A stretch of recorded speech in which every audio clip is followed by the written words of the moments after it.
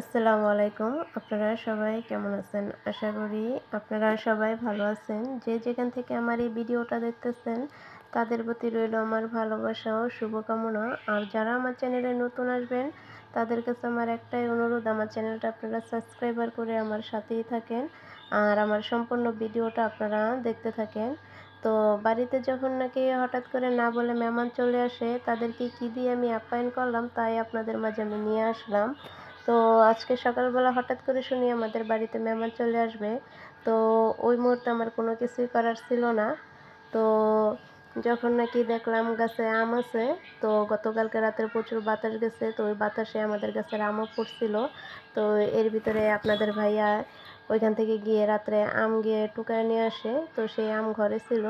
তো ভাবতেছিলাম এই কাঁচা আম দিয়ে কী করে মেহমানের মন জয় করা যায়। তো এরই মধ্যে খুব ভেবে পেলাম যে কাঁচা আম যেহেতু ঘরে আছে, ফ্রিজে যেহেতু দুধও আছে, তো কাঁচা আমের পুডিংটা বানিয়ে মেহমানকে খাওয়াইয়ে মেহমানের মন জয় করলাম। তো আপনারা সম্পূর্ণ ভিডিওটা দেখতে থাকেন। আমি খুব অল্প সময়ে কি করে আমি এই কাঁচা আমের পুডিংটা বানাইলাম, তাই আমি আপনাদের মাঝে শেয়ার করলাম। তো আপনারা দেখতে থাকেন। আপনারা দেখতেই পারতেছেন এখানে আমি বেশ কিছুটা আম এখানে কেটে তারপর আমি আম ছিলে তারপর আমি সিদ্ধ করতে দিয়ে দিছি। তো দেখেন এখানে আম সিদ্ধ আমার হয়ে গেছে। তো আমার মাথায় খুব টেনশন ছিল যে কী থুয়ে কী করব, আমি ভেবে পাইতেছিলাম না। তার ভিতরে খাদিজাও কান্না করতেছিল। তো অনেক টেনশন নিয়ে তারপর আলহামদুলিল্লাহ ফাইনালি আমি করতে পারছি কাজটা। তো আমি খুব হ্যাপি, আমি কখনো বানাই নাই। তো প্রথম আমি যেহেতু করছি, আমি খুব খুশি হয়েছি, কারণ অল্পতেই আমি এই জিনিসটা বানাইতে পারছি। আসলে মনের ভিতরে যে কোনো একটা জিনিস ভয় নিয়ে যদি কোনো একটা কাজ করা হয়, তো আল্লাহরে ডাকতে ডাকতে ঠিকই ওই কাজটা সম্পন্ন হয়ে যায়। তো আমি আল্লাহরে খুব ডাকতেছিলাম যে আমার এই কাজটা হয় কি না হয়।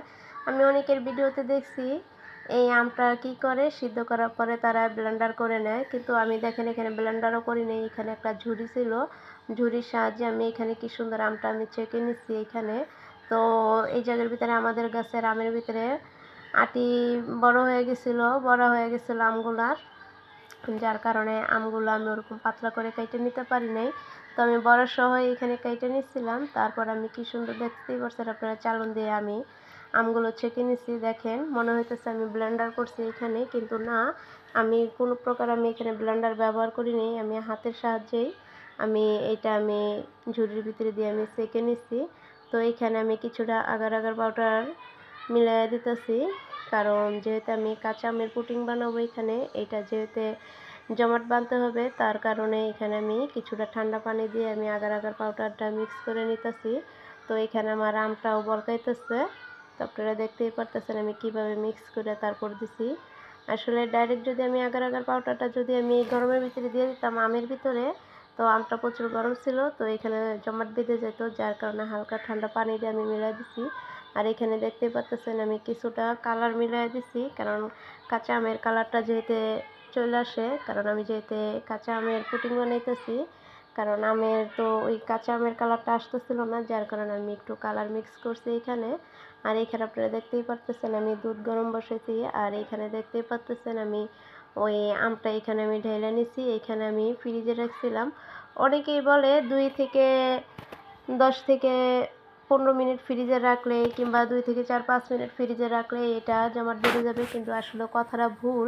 আমি ওরকমটাই ভাবছিলাম, কিন্তু না, এইখানে ওরকম ধরনের কোনো কিছুই না। ফ্রিজ আর একটু বেশি রাখতে হবে। আপনি যতটা রাখতে পারবেন টাইম ধরে, ততটাই আপনার জন্য ভালো হবে, কারণ কাজটা আপনার করতে ইজি হবে। তো আমি ওরকমই ফ্রিজের ভিতর থেকে প্রথম বের করছিলাম, তখন দেখি না যে এতে নাকি জমাট বাড়তেছে না। তারপর আমি আবার কি করলাম, এখান থেকে নিয়ে আমি আবার ডিপে রেখে দিচ্ছিলাম। তো তারপরে আমি সুন্দর ফাইনালি আলহামদুলিল্লাহ আমি বানাইতে পারছি। আর এখানে দেখতে পারতেছেন আমি কিছুটা গুঁড়া দুধ মিলাই দিতেছি, কারণ গুঁড়া দুধটা দেওয়ার কারণে এখানে কাঁচা আমের সাথে যেহেতু আমি দুধ দিয়ে পুডিং বানাইতেছিলাম, গুঁড়া দুধটা দেওয়ার পরে খাবারের স্বাদটা আরও বেড়ে যায়। তো আপনারা এরকম বাড়িতে বানিয়ে দেখেন। আপনারা এরকম করে বানিয়ে খেয়ে দেখলে আপনারা বুঝতে পারবেন কতটা যে মজা হয়েছে খাবারটা। কারণ এই গরমে যদি ঠান্ডা কিছু যদি খাওয়ানো যায়, পরানটা এমনিই ঠান্ডা হয়ে যায়। শুধু মেহমানের জন্য বলতেছি না, বাড়িতে আপনারা অবশ্যই বানিয়ে খেয়ে দেখতে পারেন। কারণ এখন যেহেতু কাঁচা আমের সিজন, বাজারেও আপনারা পাবেন। আর যাদের বাড়িতে কাঁচা আমের গাছ আছে, তাদের তো কোনো কথাই নেই। তো আপনারা যেভাবে পারেন আপনারা বানিয়ে খেয়ে দেখতে পারেন। আলহামদুলিল্লাহ খাবারটা খুব মজা হয়েছে। আমি ১ম খেয়েছি। আপনারা এরকম বানিয়ে খেয়ে দেখতে পারেন। খেয়ে না দেখলে আপনারা বুঝবেন না খাবারের স্বাদটা আসলে কিরকম হয়েছে। তো এইখান দিয়ে আমার বানানো হয়ে যেতেছিল। তো দুধেও গরম হয়ে গেছে এখানে। তখন ওই দুধের ভিতরে আমি কিছুটা আবারও আগার আগার পাউডার আমি মিলাইয়া দিচ্ছি। এখানে দেওয়ার পরও তো আমি ওই আগার আগার পাউডারটা আবার একটু ঠান্ডা পানি দিয়ে আমি অ্যাড করে দিতেছি। কারণ যদি আমি গরম দুধের ভিতরে দিয়া দিই তো এখানে জমাট বেঁধে যাবে। যার কারণে আমি হালকা একটু ঠান্ডা পানি দিয়ে তারপরে এখানে মিক্স করে দিতেছিলাম। তো এরই মধ্যে আমার কাজটাও হয়ে যেতেছে। তো আমি খুব টেনশন নিয়ে করতেছিলাম কারণ আমি জীবনে ১ম আমি এই কাঁচা আমের পুডিংটা বানাইতেছিলাম। খুব ভয়ে, ভয়ে জানি না হবে কি হবে না, হবে কি হবে না। তারপরে দেখি যে না আলহামদুলিল্লাহ আমার পুডিংটা খুব সুন্দর হয়েছে। তো আপনারা দেখতেই পারতেছেন আমি কিভাবে বানাইতেছি। তো এখানে এখন আমি দুধ আমার জাল দেওয়া হয়ে গেছে। তো আমি কাঁচা আমগুলো আগে থাকতে আমি ছোট, ছোট করে পিস করে আমি কেটে রাখছিলাম তাই আমি দিয়ে দিতেছি। তো আপনারা দেখতেই পারলেন আমি কত সহজে অল্প সময়ে আমি এই গরমে কাঁচা আমের পুডিং বানাইয়া ফেললাম। দেখতেই পারতেছেন এখানে দেখতে কতটা সুন্দর হয়েছে। আর এইখানে যখন আমি কাজ করতেছিলাম তখন আমার খাদিজা এখানে এসে চামিচ দিয়ে লেড়ে লেড়ে এটা একটু নষ্ট করে ফেলছে। তারপরে যাক আলহামদুলিল্লাহ খুব ভালো হয়েছে। তো আপনারা যে যেখান থেকে আমার এই ভিডিওটা দেখবেন আপনাদের কাছে আমার একটাই অনুরোধ আমার চ্যানেলটা সাবস্ক্রাইব করে আমার সাথেই থাকবেন। ভালো থাকবেন, সুস্থ থাকবেন আপনারা। আল্লাহ হাফেজ।